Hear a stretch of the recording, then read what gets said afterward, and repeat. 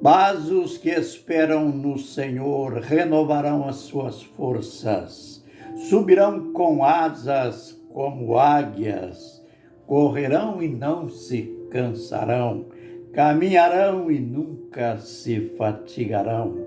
Isaías 40:31, Ministério Pão Vivo, direto ao nosso tema,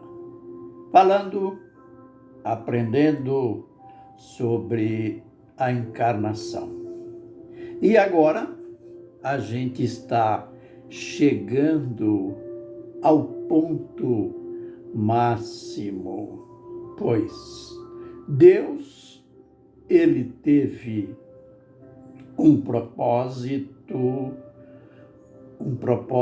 muito grande, muito alto. Não foi algo relativo.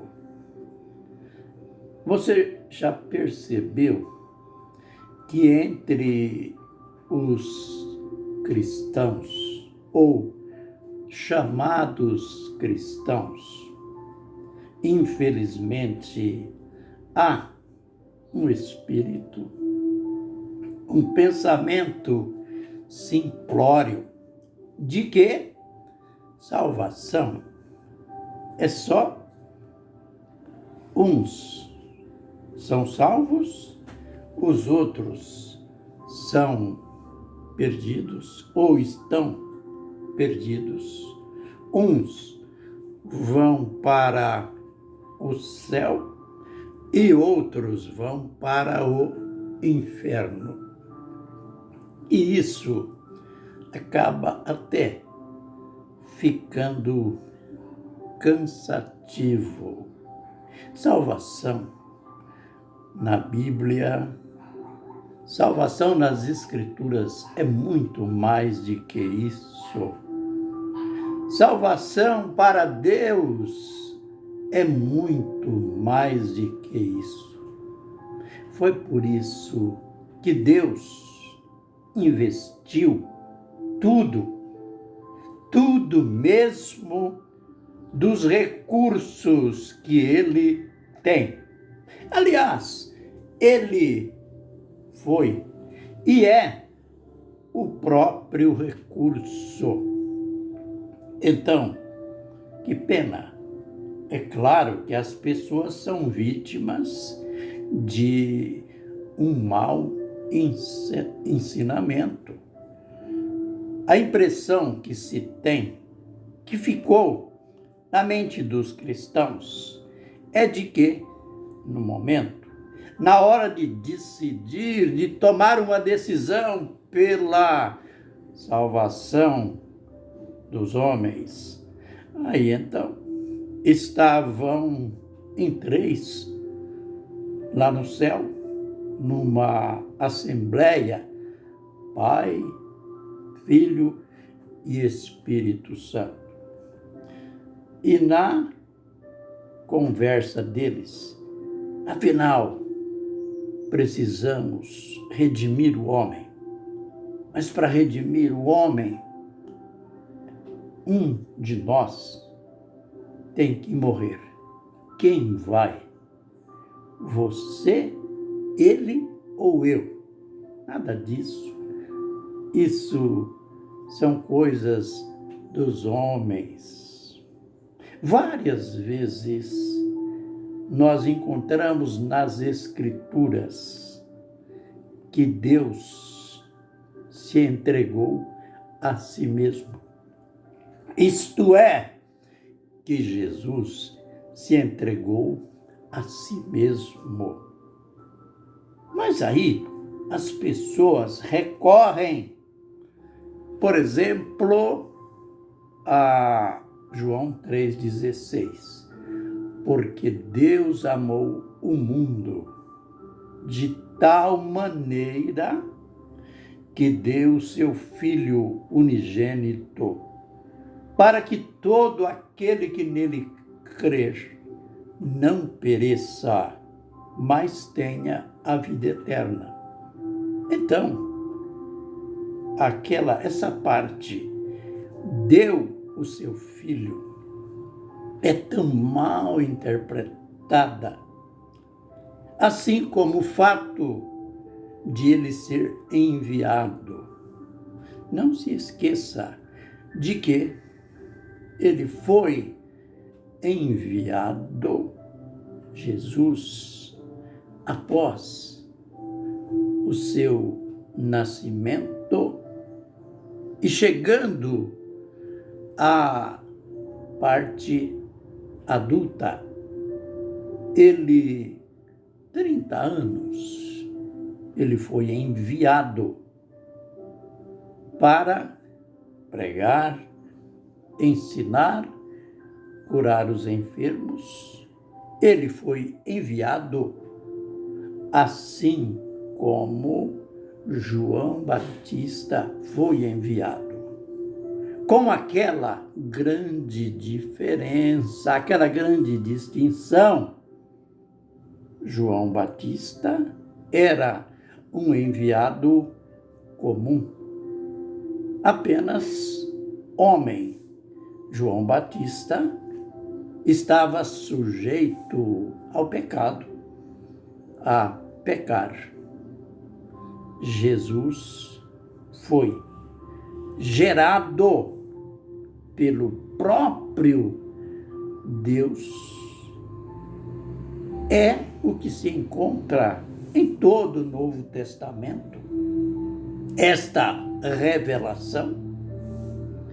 E então, ele, o enviado perfeito, o homem perfeito, ele foi tentado em tudo, mas nunca pecou. Hebreus 4:15 está provado. Também Hebreus 2. Parece-me que o verso 18. Então, a gente nota tudo isso no processo da encarnação. Mas o que nós estamos aprendendo agora, o tema ou ponto que a gente está explorando é o fato de que Jesus chegou à profunda humilhação. Ele se humilhou até a morte e morte de cruz. Jesus, homem, tomou forma de servo, se tornou semelhante aos homens. Ele se humilhou até a morte e morte de cruz. Como resultado de toda essa humilhação, ele recebeu o nome que está acima de todo nome, para que ao nome de Jesus se dobre todo o joelho nos céus, na terra e embaixo da terra, e toda língua confesse o quê? Que Jesus Cristo é o Senhor. Mas tudo isso por quê? Para quem? Para a glória de Deus Pai. Nenhuma glória para Ele. Ele, na sua humanidade, não quis, nunca quis, não recebeu nem uma glória. Mas ele fez tudo. Este homem, Jesus, ele fez tudo. E tudo vai redundar para a glória de Deus Pai. E não só isso, a gente verá em vídeos futuros, conforme 1 aos Coríntios 15, 28. Aliás, no verso 24, diz que ele, quando chegar no fim, ele vai entregar o reino ao Deus, o Pai. Aleluia. E completando ainda esse pensamento, o apóstolo mostra no verso 28 que a razão de tudo isso, embora tudo foi sujeitado aos pés, ao domínio de Jesus, o apóstolo diz que ficou uma exceção. Ele disse: se excetua aquele que a ele sujeitou todas essas coisas, isto é, o Filho receberá domínio total, todas as coisas submissas a ele, embaixo de seus pés, do seu domínio, sejam domínio, poder e autoridade. Mas, na conclusão final, tudo será devolvido a Deus, o Pai, para que Deus seja tudo em todos. Aleluia. Mistério, né? Na realidade, a gente tem repetido que a encarnação foi um mistério. Aliás, o apóstolo disse, 1 Timóteo 3,16, não canso de repetir.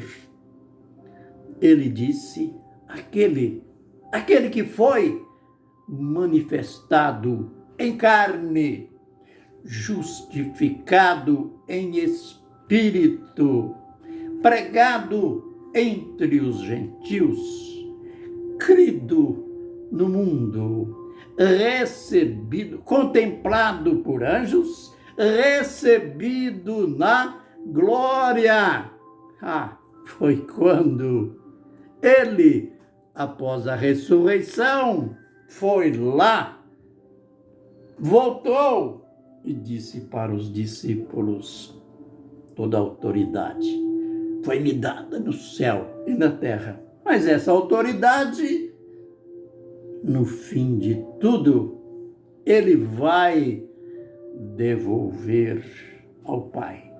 Como homem, ele termina o período da filiação. Deus não precisará mais de encarnação. A encarnação terminou o seu papel. Agora, no mundo novo, por isso que João disse, eu vi um novo céu e uma nova terra.